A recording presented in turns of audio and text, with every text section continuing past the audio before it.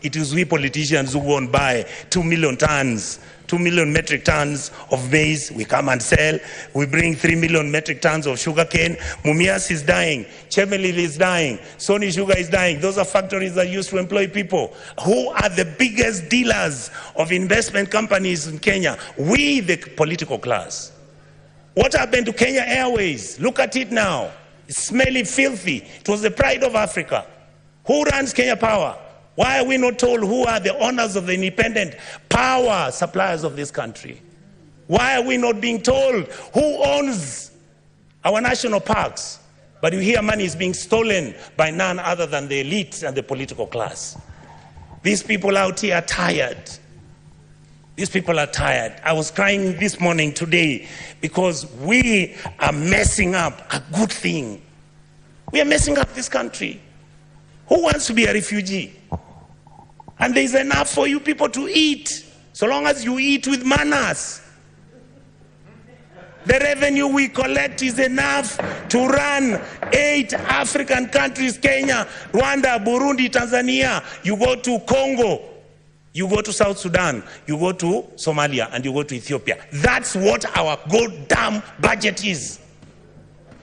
Just manage it, don't steal it. A few people are stealing too much. These kids out here, they know everything. They know your houses. They know where your kids go to school. They know which properties of land you have. Why must somebody have 4 million acres of land to his name?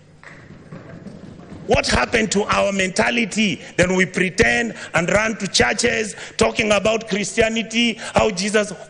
Do you understand what you are dealing with? The people out here don't even believe in God anymore. The people out here are tired of the lies, the religious organizations. And I have to say this, I'm a Catholic. I was so happy I saw the Papa Nuncio talk about the issues of a country. Let us forget that we can run this country as tribes. Let us accept that there is a new sheriff in town.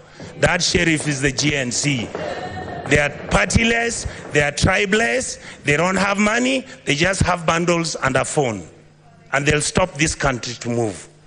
I would like to plead with the members of this house, when it comes to looking at what role our committees are playing, look at what happens. I want to thank my brothers Sifuna, my brother Chirargei. I want to thank Madam Dulo. These are, many of you may not know, we've never discussed it here. How many times we've been threatened that we are raising issues about county governments losing billions. I mean, who doesn't know how many governors own apartments and houses in Kilimani Road? Each one of them owning an apartment costing 1.5 billion shillings. Why didn't the fool just go and build a hospital where he comes from? How I wish we stole the money and put it at home. Some of them are going to Dubai. People are going to America. You see on social media. I just saw somebody commenting saying that the senators got nothing to do.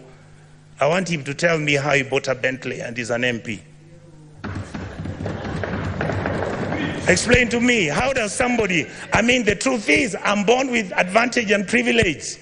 That is the truth. I saw my father driving a big car when I was a small boy.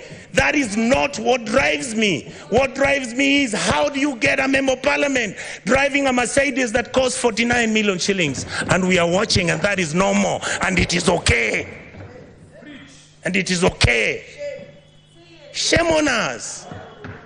Then we make sure this money doesn't go to the schools. We make sure that hospitals have no money. We start building hospitals now. We want the poor people to come to those hospitals. Poor people can't come to Nairobi Hospital. They can't come to Aga Khan. They can't, some of them can't afford Kenyatta.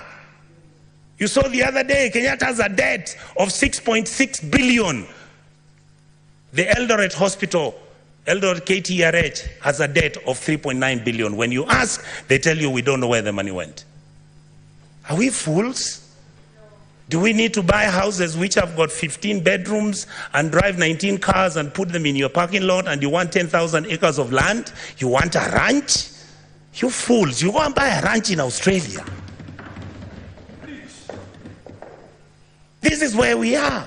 We keep blaming the police. The policeman cannot do anything. Have we ever gone as a Senate to go and see where the police lives?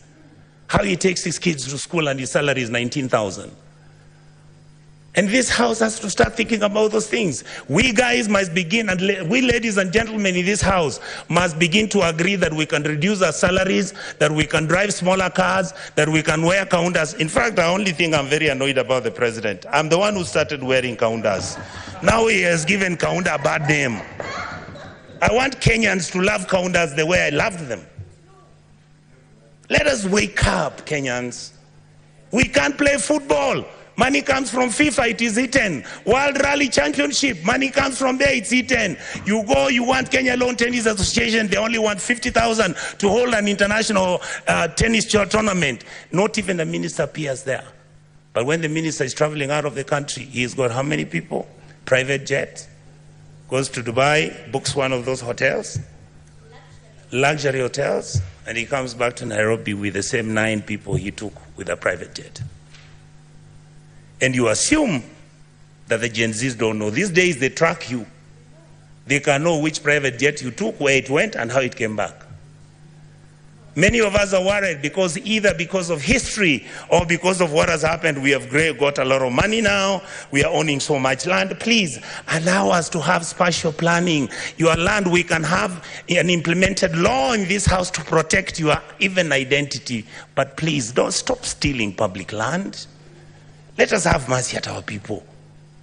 You saw people from Eldoret and Kakamega talking about, oh, our chambers which our grandfathers left for us. Now you guys who are MPs and senators, you come, you chase us away, and then you throw us into court.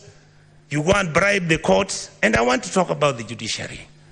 We respect you.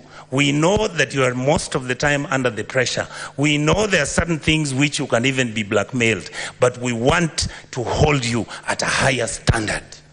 We must hold the judiciary at a higher standard, the legislators at the higher standard, and make sure the president is also at the higher standard. That is how we can move as a country and stop this nonsense. We behave like monkeys running through a forest looking for bananas without knowing whether it's the bananas they want or it's oranges.